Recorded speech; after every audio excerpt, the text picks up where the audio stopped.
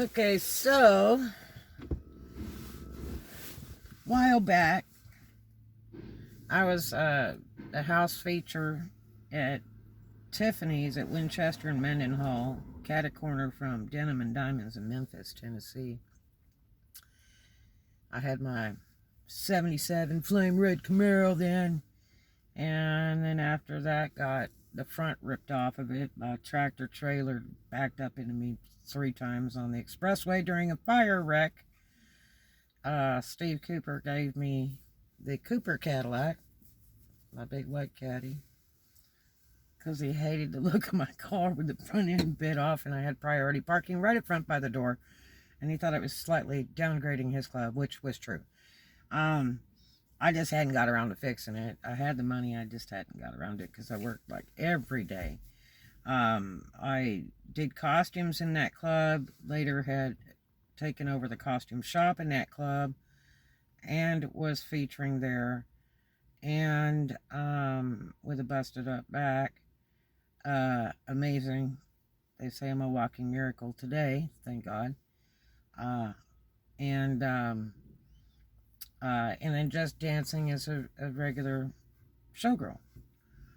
And so one day I was up in the dressing room, and this club was the Christie's, the old discotheque Christie's that Cooper had, and it was a big, tall building, like 3 stories high, and it was really a neat design.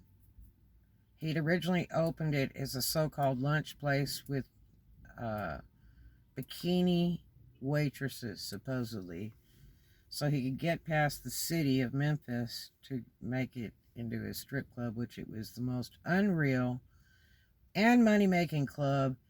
It was better than Platinum in Memphis, which I was the feature there before that. Coop stole me from there, which was an amazing story. I'll tell you about that later. So anyway, I was up in the dressing room getting ready, and then sometimes I'd do costumes before my shift or after my shift, and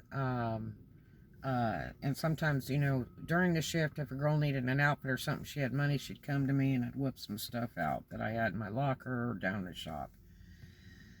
So one night I was sitting at the counter, and this girl had come to work there, and she'd only worked there a few weeks, and she was all of about, oh gosh, maybe 90 pounds, and real clean looking, and straight brown, fairly long hair, and just reeked of class, a total lady. And she kind of stayed to herself. She didn't talk very much, just a few words here and there if anybody said anything around her, whatever. She just was one of those that came to work, got dressed, got on the floor, made that money, and got dressed and went home. No drama, no bullcrap, nothing. So it was kind of interesting because Steve Cooper is still alive today, and a huge club owner to this day. Only fancied a few girls ever, and he could never get over his broken heart over who we call Cindy Cooper. Kathy Cooper. Cindy's his sister.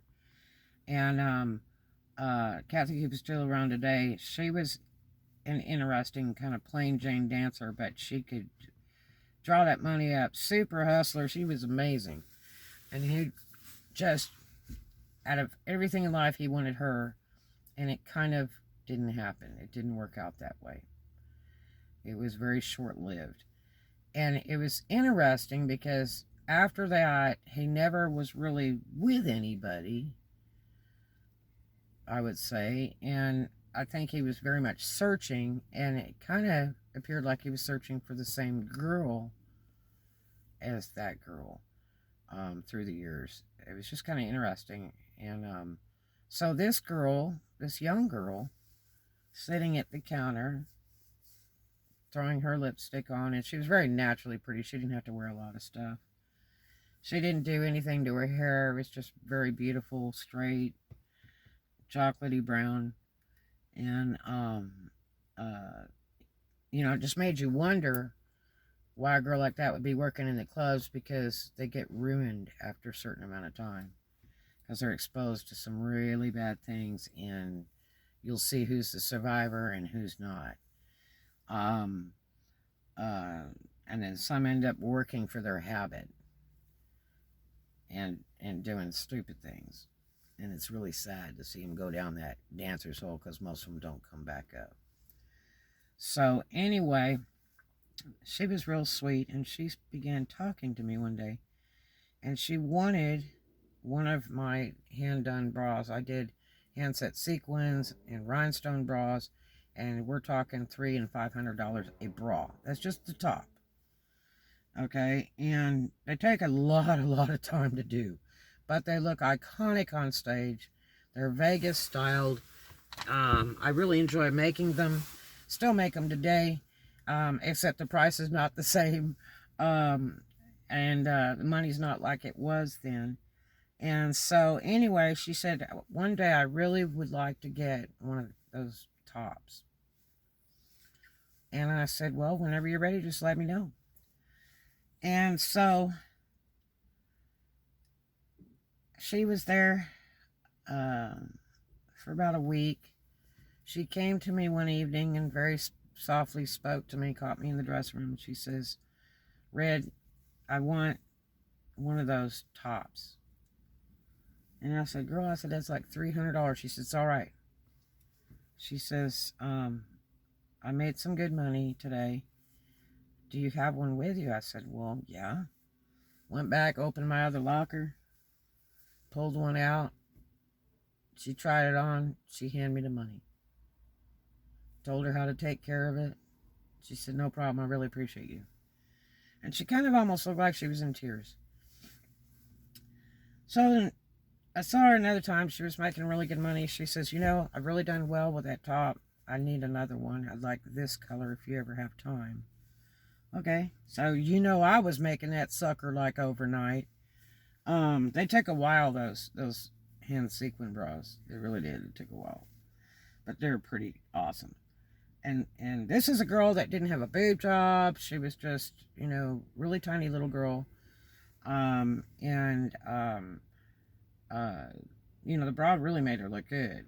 And she was just really pure, naturally pretty. So anyway, she's making money, and it makes you wonder, because she's like a regular. She shows up every day instead of like most dancers show up 2 or 3 days a week. When they run out of money, they come back to work, because they've been to the shopping malls and everywhere else, wasted their money. They have to come back to work because they have to make their $900 car payment or some craziness. But she went to buy another one of those tops from me and thanked me. So now she had 2. And she says, it's funny. Cooper offered to buy me anything I wanted and offered me a new car. And I said, well, he's a fine man, and he rarely is with anybody. He's very selective about his women. And he's usually with them a long time. And she says, well, I don't know if I want to be that woman. He's even asked me to marry him. And I said, really? And she says, yeah. I said, it's funny, you kind of look like Kathy, a girl that I danced with over at Platinum that was with Cooper. And she says, huh. And I said, well, she's very beautiful like you, And and this girl was so reserved. And she was a bit different than Kathy was. She was kind of reserved. So anyway, she started talking to me. And I said, you work every day. I said, you work really hard. And she says, yes, I do. She says, I have good reason to. And I said, why? I mean, if you don't mind me asking. And she said, well, and tears came out of her eyes. I gave her a big hug.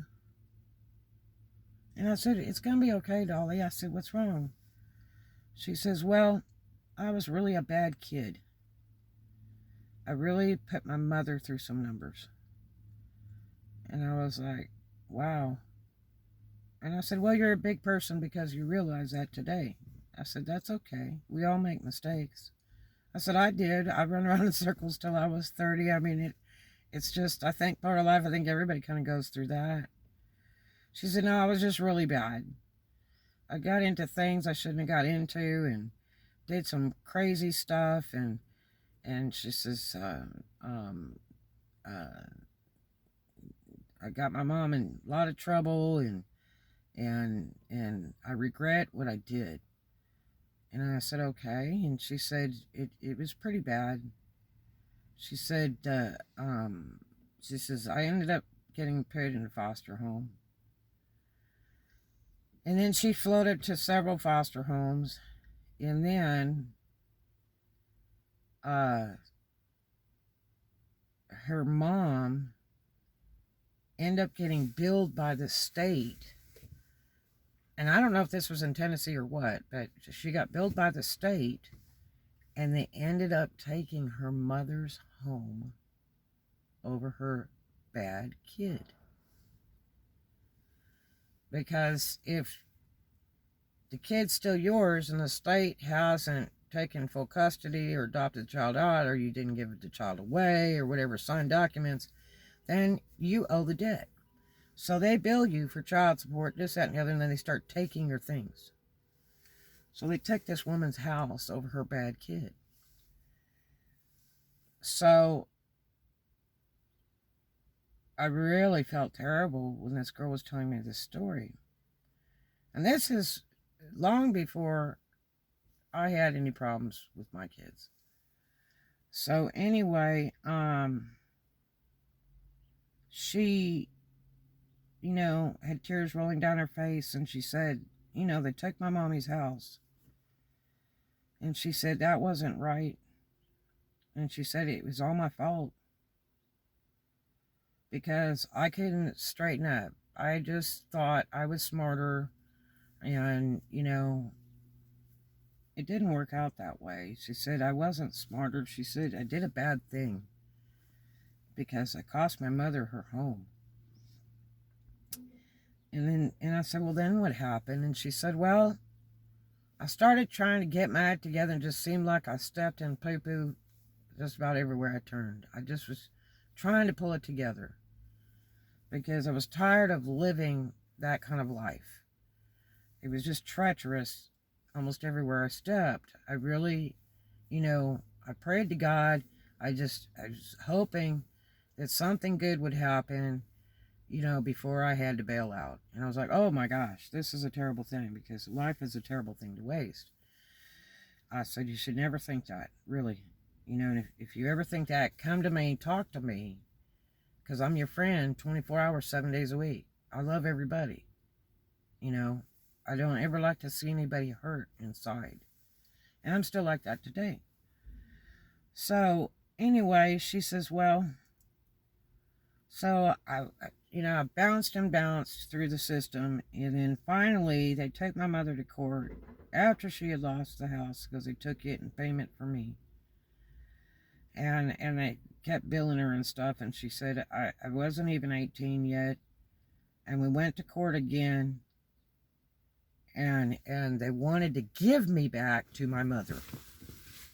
And I'm like, oh boy, I bet that was a big no, because you cost your mom her house and stuff and all that, and you really ruined her. I mean, that would be really hard being a parent, and it would be so embarrassing after somebody did that kind of damage. I'm having a Coke, and this is a bad thing for me to drink. It's not good for my health. I've been sick for about 2 days, being soaking wet in the rain endlessly, and even went to bed last night soaking wet. I was just freezing. And it was like 40-degree weather. But anyway, I thought I'd never defrost. Anyway, it's going to be warm today, so it's going to be all right. It was just a fluke, creepy, cold night last night. But anyway, so she says, yep, we went to court, and they then wanted to give me back to my mother. And she said I was standing there like standing on a limb, looking down kind of thing, thinking, what is my fate? Because my mom's not going to help me. There's no way. I've ruined her. I've embarrassed her. I have done so much to her life that I don't deserve. I don't even deserve my mother, even as a friend, for what I've done. But you can't turn it back, you know. You can't erase it. She says, I'm standing there in court, and she says, they want to give me back my mother because they can't even handle me. And it's just, I mean, my fate's not going to be good. And her mother stands up and says, yes. So what they ended up doing with this girl is they gave her to her mother and then paid her mother to be her adoptive parent and raise her just like they would have adopted her out, okay, to a family. And so this girl, you know, was like, I don't know, 19 or 20, maybe 21 when we were talking about all this. And she says, so I work really hard. I work every day. I found something that's very magical with this money that I'm making. And she says, and all I am here for is to make money so that I can pay my mother back.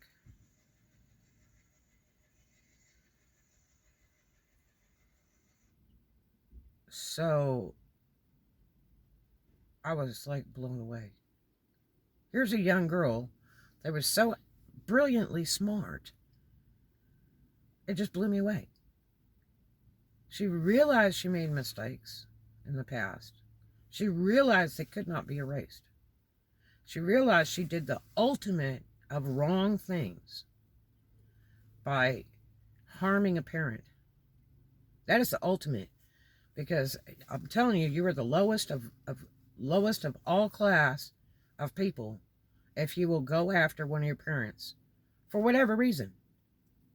Remember, they brought you into this world. They sacrificed so much to raise you, no matter for how long it was or whatever, you know, whatever you disagreed with or agreed with or anything like that.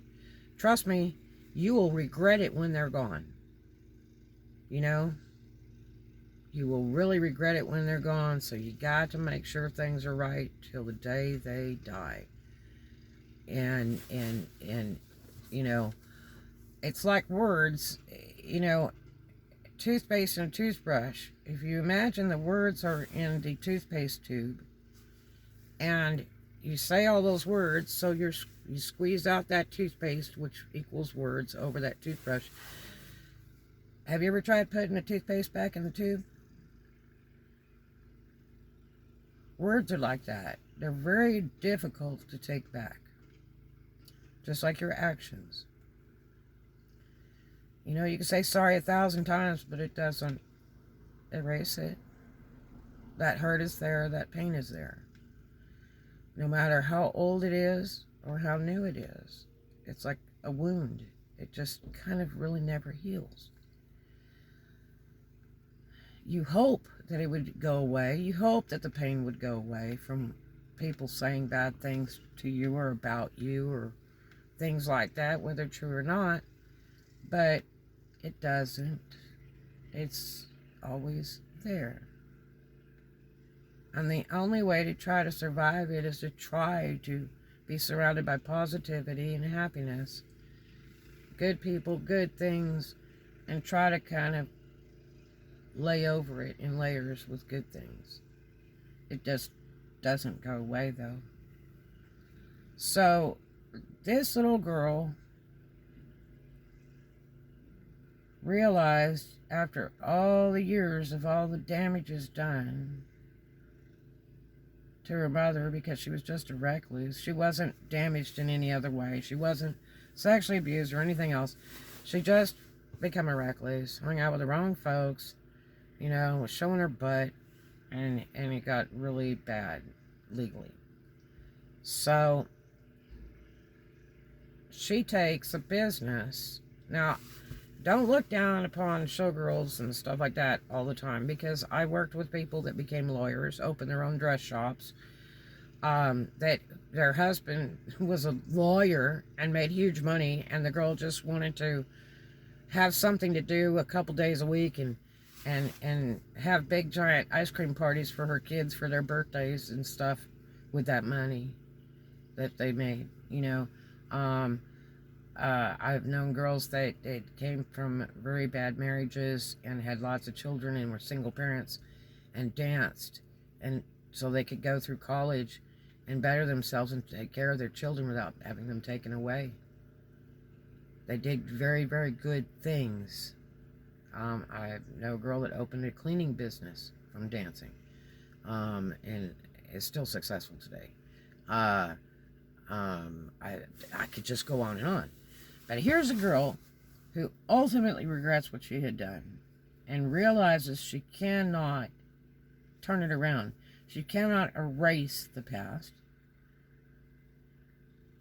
She trashed her mom, who's like her only really true friend in the whole wide world, because your parents are going to be there for you. They are. It's really hard to refuse your kids when they're in an emergency situation, no matter what they've done in the past. It's like you will always care, you will always love them, they are your blood, but, some things make you just step back. They force you to go, no, poison. Poison. They are poison. I think I'm just going to kick back till maybe they get a little older and straighten out. So,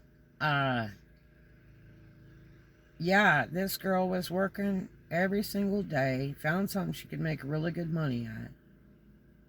And instead of going to college with it, she's taking care of her mother. Because she believes the damages she did to her mother, she needs to try to correct. She bought her mother another house. She told her mother to stop working. Pays her way completely. This is like a 20-year-old girl. Because she realizes she made the worst of worst mistakes, and she is so grateful that her mother took her back, because the state couldn't do any more with her.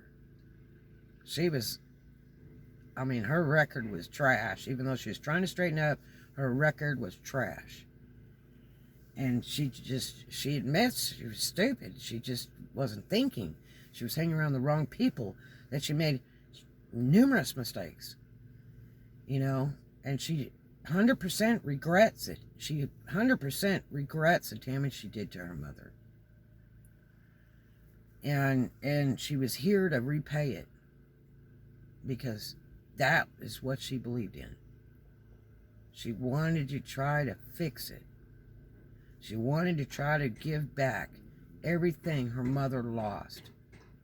And she realized how wonderful her mother really and truly was, because she was the one that said, yeah, I'll take her back, when she expected her not to. Absolutely 100% not to. Okay? There's no reason in the world that woman really should have ever took her back, because the kid was just worthless. But you know what? She was her kid. She had that small little bit of faith to believe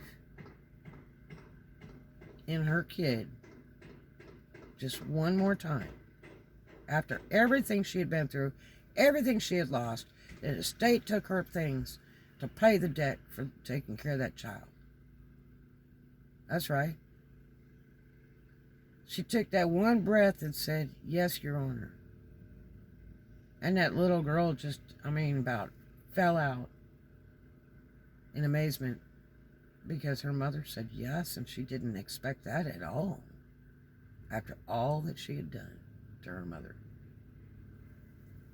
So that, it's interesting because some years later, I went through something like that, but my child was damaged by another person. And I'll tell you that story another time. I hesitate to tell that story, but I think a lot of people could benefit from it. And especially when the guy is dead now. In the last couple years, he's deceased. Which makes me feel better. I had nothing to do with it, but it makes me feel better because I think my child will feel a little bit better and maybe be in a little peace and get sorted out after that. But that was a long time ago. But anyway, so that is a really important story about this little girl. I'm not telling you her name or anything like that. Not her real name, not her stage name. She did continue to buy from me here and there. She claimed that my bras made her triple the money that she was making. And that's the only things she bought for herself. The rest was all for her mother. She would buy those high-dollar bras from me here and there to boost her money to buy her mother a wonderful life for what she had done to it in the past. Ultimate respect for that girl. No, she never did marry Steve Cooper. And I do think he bought her a car and gifted it to her because he knew her story too and had ultimate respect for her, which was really neat. Cooper's a wonderful man. In some ways people say he's not, but I worked for him. He was a good friend. I was tight with the family, with Cindy Cooper and all those, and he was always wonderful to me, you know, and I'll never forget him. He's a great man. But that story is very important to me. I'll never forget that story. I'll never forget sitting right there at the counter in the beautiful dressing room of Tiffany's at Winchester Mendenhall with this one girl, just me and her, in this giant dressing room with hundreds of lockers and one of the most ultimately classiest clubs around, inside and out. And this girl telling me this touching story as I had got to know her. She didn't get jacked up. She never got on the drugs. She never got on the drinking. She was very to herself, did her job, and went home every day. And to this day, years later, I do hope that she got everything accomplished that she really wanted to do. Because she really is a good kid. She did the right thing. Although she could not erase it, like the tube of toothpaste versus words, and trying to put it back into the tube to take it back. She couldn't erase it. There was always some residue left. But she tried her damnedest to repair it because she felt like she owed her mother. She owed her mother the world. And I just, I really admire people like that. That girl is a horrendous person, and I hope she sees this vlog.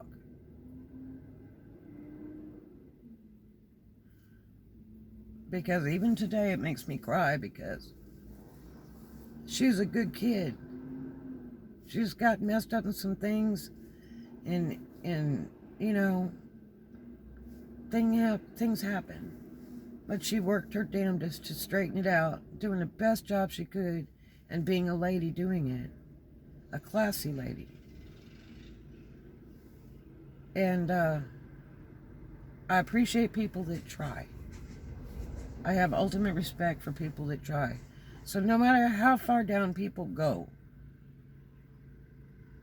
try to be kind to them, try to help, and realize that none of us are perfect. We all make mistakes, you know, but everybody deserves that first, second, and third chance. I give people 3 chances in my life. After the third one, I'm really finished. You wore me out. I give up. I'm done. You know, I can't do any more for you. Because it's just wasted breath. You know, my help's not going to help you. But I believe in people. I love people. I don't like to see anybody sad. You know, I've spent a lot of years being sad inside, making people laugh, helping people and cheering people up, because I'd never want them to feel that pain. Yep. So I hope you learned something from this story, because I just had to share it with you because I thought about her today. All these years later, what a wonderful girl. What a wonderful human being. What a wonderful child. Really. If she were my kid, I just would be so proud. Although she'd made mistakes, I would be so proud.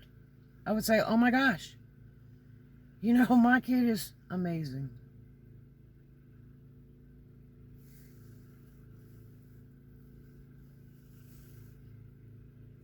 If I was that girl's mother, you know.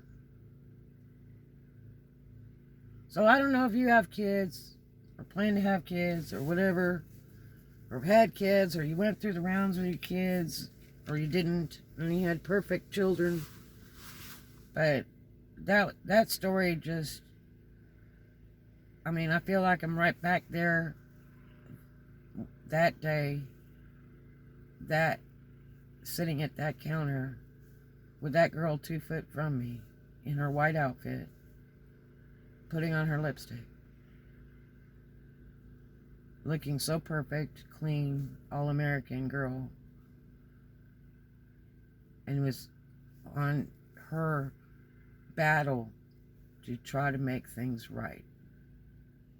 That she didn't buy Louis Vuitton and Gucci or anything special for herself. She was there to make that money to take care of her mom and try to erase some of that past. Try to replace what was stolen from her mother because of her.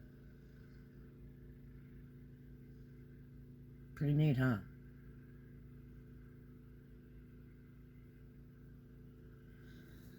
So, you know, it's like the rose. The rose is very